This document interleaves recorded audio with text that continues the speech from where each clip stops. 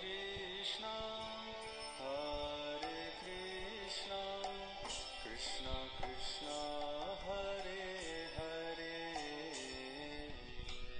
Om Gyantimirandhasya Gyananjana Shalakaya Chakshurunmilitam Yena Tasmai Shri Gurave Namaha. Jai Shri Krishna Chaitanya Prabhu Nityananda Shri Advaita Gadadhar Shivasadi Gaur Bhakta Vrinda.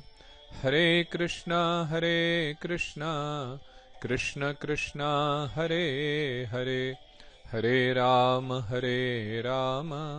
Rama Rama, Hare Hare. Hare Krishna.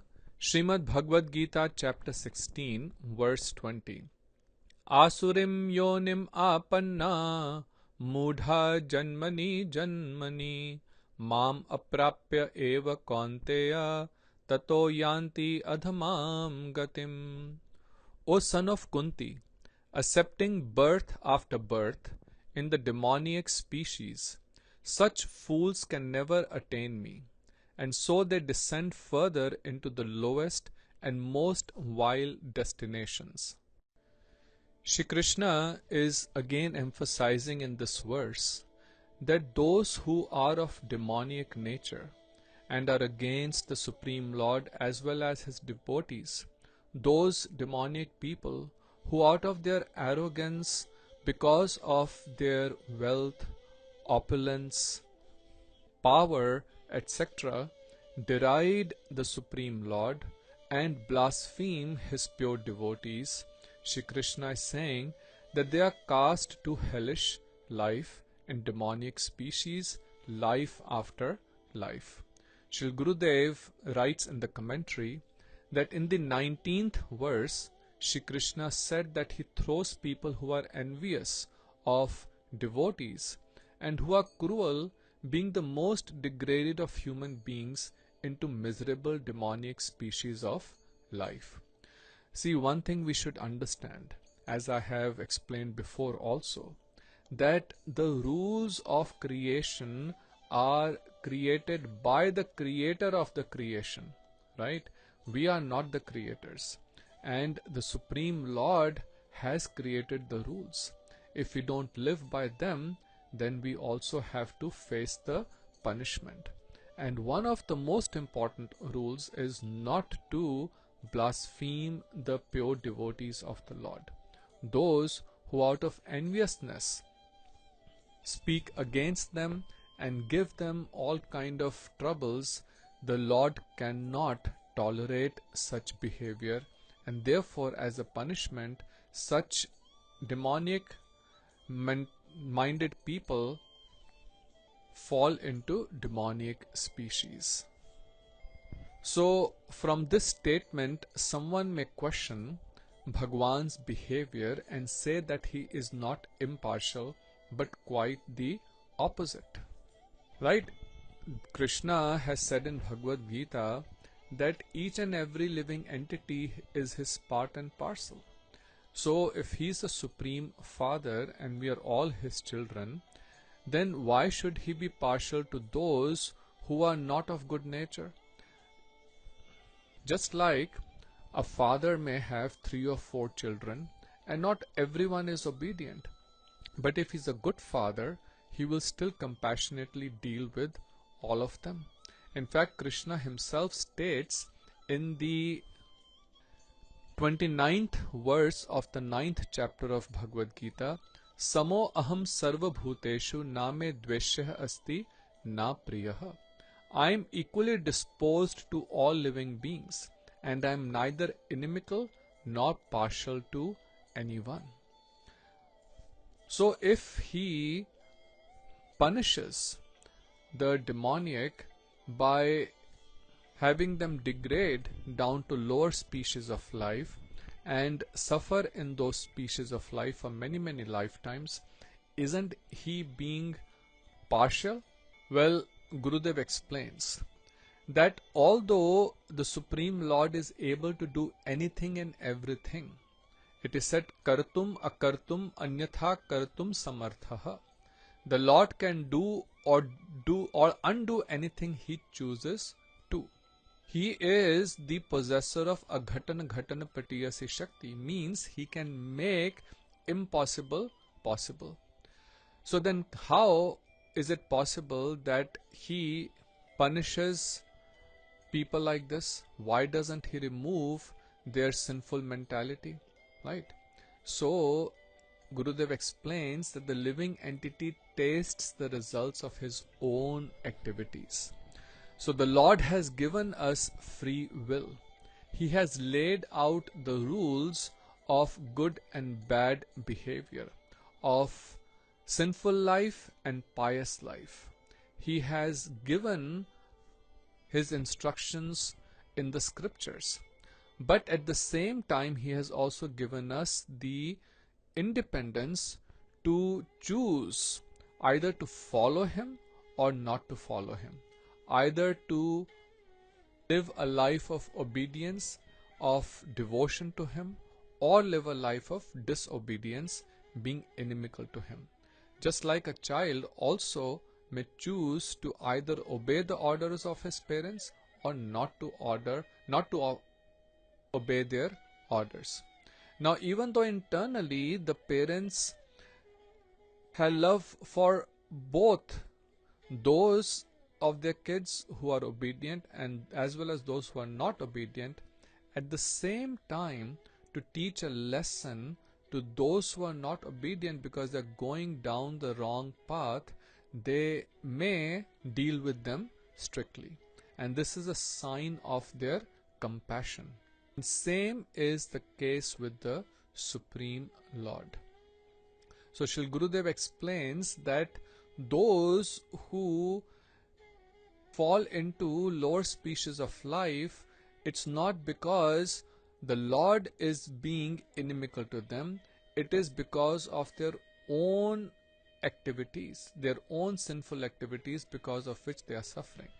Because otherwise, if even a sinner enjoys the same good results as that of a pious person, then why would anyone be inspired to live a life of piety? Right? Just like in a country, those who are committing crime, they are put into the prison. Not because the king or the government wants to put those people into the prison. They just don't pick up people and throw them in the prison house. It's only those who commit crime, those who go against the laws of the land. And again, the purpose is to rectify them, as well as to prevent society from falling into chaos, as well as to discourage others to not commit crimes. So similarly, in the Lord's creation, those who perform sinful activities go down to hellish life so that they can be rectified and there is a lesson for others, and the peace and harmony in the society can also be maintained. Srila Bhaktivedanta Swami Maharaj states that the placing of the demoniac in the lowest status of life is simply another feature of the Supreme Lord's mercy. How is it merciful? We will discuss it further. So, Shri Gurudev explains further in the commentary that those who are sinful and are opposed to the Vedas, the devotees of Bhagwan and the Supreme Lord Himself, must enter demonic species of life again and again to undergo the result of their actions. Due to repeated demoniac births, they do not get a chance to become free from their offenses. If the offenses and sins that are committed in human life are not atoned for in human life, a person does not get the chance to clear them when he goes to the lower species such as birds and beasts. So in the lower species, one only suffers the results of previous karmas. but he cannot atone for his offenses. Right? So atonement is different than suffering the results of one's sins. So a birth in all species except the human species is only meant for reaping the results of past karma. In this regard, Sri Madhusudan Saraswati writes, Iha ev naraka vyadhehe chikitsam na karoti yaha gatva nir aushadham sthanam saraujah kim karishyati. If a person cannot cure the disease of sinking to hellish life while living in this human body, what will he do when he goes to where no remedy exists, namely a lower species of life? It is therefore very, very important that we atone for our offenses and sins in the human life itself. And the best process for that is the chanting of the holy names, provided that we do not commit those offenses again. Simply by chanting the holy name, we can become free from all our sins and offenses if we chant with great humility and mood of surrender. So Shri Gurudev explains that the Supreme Lord is never partial. This was explained in detail earlier. Here one should note that those such as Hiranyakashipu, Hiranyaksh, Ravan, Kumbhakaran, Shishupal and Dantavakra, so all these were great demons. They took birth in the Kshatriya dynasties because they were cursed to do so. In that birth, they directly opposed Bhagwan's incarnations such as Sri Nrsimha, Sri Varaha, Sri Ram and Sri Krishna, considering them to be their enemies. But because they were killed by these incarnations, they attained an auspicious destination and abandoned their demoniac nature. Those who were killed specifically by Sri Krishna attained the highest destination.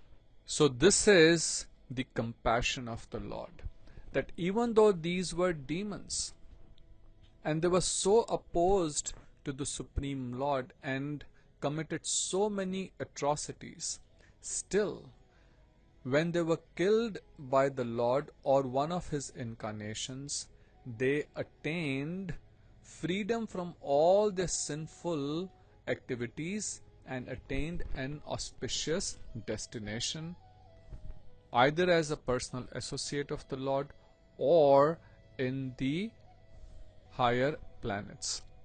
So it should be noted that all of these demonic personalities had faith in the Vedas and Vedic activities and all had performed Vedic sacrifices.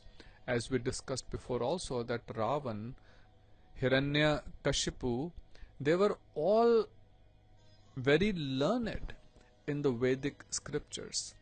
But because of their curses from their previous life, they were inimical to the Supreme Lord. They performed Vedic sacrifices, but not to please the Supreme Lord, but to attain great power for themselves.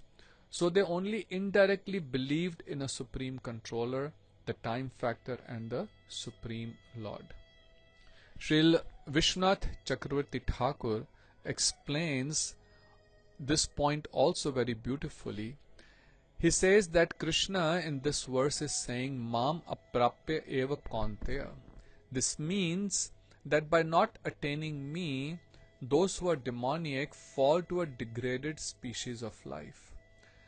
However, when I appear at the end of Dwapar Yug, in the 28th Chatur Yug of Vaivasvat Manu, those such as Kansa who envy me will attain liberation upon coming before me. So Krishna appears at a fixed time. So there, in one day of Brahma, which consists of 1000 cycle of 4 yugas. So this also we have discussed a few times in the past, that there are 4 yugas, the Kali Yuga, Dwapar, Treta and Satyug. And all 4 of them together makes one cycle or one Chatur Yugi. And this is equivalent to 4.32 million years. 1000 such cycles constitute the day of Brahma, or 12 hours. And as long as this time is the 12 days of his night time. So during his daytime, when there is creation, there are 14 Manus. So Manus are the ones who are ruling the society. So there are different Manus, they have different names, and each one of them rules for approximately 72 cycles of the yugas, or 72 Chaturyugis. So in the 28th Chaturyug of Vaivasvat Manu, in that particular Chaturyug, when the Dwapar comes, the Dwapar Yug comes, towards the end of the Dwapar Yug, Lord Sri Krishna himself appears. And then he kills Kamsa as well as other demons like Dantavakra and Shishupal and many others who are envious of him. So Shri Krishna is saying that I, who am an ocean of unlimited compassion, bestow that rare liberation attained in the matured stage of Bhakti Mishra Gyan, knowledge mixed with devotion, even to sinners such as Kansa. So see, this is his real compassion, that even those who are so inimical to him, he gives them liberation. Now what kind of liberation? Not his loving devotional service, but that liberation that is attained by not pure bhakti, but that bhakti or devotion that is mixed with gyan or knowledge. In the Srimad Bhagavatam, in the 10th canto, 87th chapter, the Vedas come as persons to Kurukshetra, where Lord Krishna is there, and they pray to him. Nibhrit marun mano akshah dridh yog yuj hridiyan munay upasate tat areo api yayuhu smaranat striyah urgendra bhog bhuj dand vishakta dhiyo vayam apite samaha samodrisho angri saroj sudhaha. O our dear Lord, simply by constantly thinking of you, your enemies have attained the same supreme absolute reality as the great sages fixed in yoga who worship you by residing in a solitary place, completely controlling their breath, mind, senses, and so forth. In Srimad Bhagavatam, Canto 7, Chapter 1, Narad Ji is explaining to Maharaj Yudhishthir, Gopayah kamat bhayat kansah dveshat chedya adayo nripaha sambandhat vrishneha snehat yuyam bhaktya vayam vibho. My dear King Yudhishthir, the gopis by their lusty desires, not the material lust, but spiritual feelings of immense love for Krishna.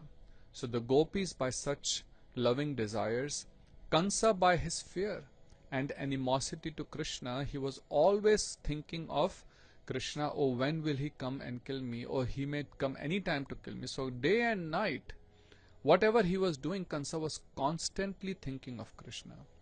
Then similarly Shishupal and other kings, because of their jealousy towards Krishna, they were also constantly thinking of him. The Yadus by their familial relationship with Krishna, and you Pandavas by your great affection for Krishna, and we the general devotees by our devotional service have obtained the mercy of Krishna. So here it clearly says that even the demons like Kansa have obtained his mercy. So thus the supremacy of the Lord is established, that he gives his mercy even to those who are inimical to him. But those who envy him, as long as they do not attain him, they remain in a degraded species of life. This is also explained in Laghu Bhagavatamrit. So now, of course, we should not conclude that we can be envious of Krishna, jealous of him, and still we will attain him. No, that should not be the conclusion. We should understand that those who are envious of him, it takes them a very, very long time, many, many lifetimes of suffering in demonic species. And unless they come to this point of constantly thinking of him because of their enviousness, Krishna may not come to kill them, and he only comes once in a while. So the better thing is to become his devotee, because one can attain him with love and affection so much more easily. Now, how is Krishna's supremacy over all the incarnations established by this fact? Sri Gurudev explains that his supremacy over all incarnations, his glorious position, and his specific quality of bestowing the highest liberation upon anyone he kills is thus established. When the demons who are envious of Bhagwan are killed by incarnations other than Krishna himself, they attain immense enjoyment in the heavenly planets and other places, or they take birth in a high-class family. But when they are killed personally by Sri Krishna, the source of all incarnations, they attain liberation or mukti, achieving either a form similar to the Lord's, which is called Sarupya Mukti, or residence on the same planet with the Lord, which is called Salokya Mukti, or opulences like those of the Lord, which is called Sarshti Mukti, or close association with the Lord, which is called Samipya Mukti or liberation. So an important point to understand. When there are other incarnations of the Lord, when they come and kill the demons are not fully liberated from this material world. For example, when Lord Nrsimha came and killed Hiranyakashipu, and similarly Varahadev killed Hiranyaksh, they had to still take birth again as Ravan and Kumkaran. Then they were killed by Lord Ram and Lakshman. Then they again took birth and Shishupal and Dantavakra. And then when Krishna killed them, they were finally liberated.